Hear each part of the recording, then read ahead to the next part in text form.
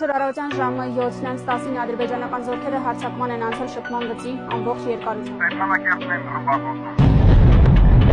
Պատերազմն հայտարար, պատերազմը սկզբնական։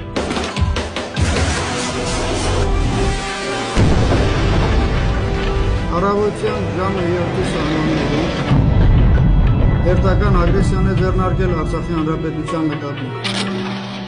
Նպատակային եւ մասսայական կերպով Ադրբեջանը թիրախավորել է քաղաքացիական մտածողությունը։ Այս պայքարության կան արդեն զոհեր եւ վիրավորներ։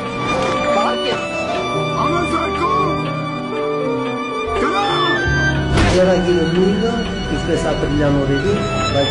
մասշտաբները անհամեմատ են։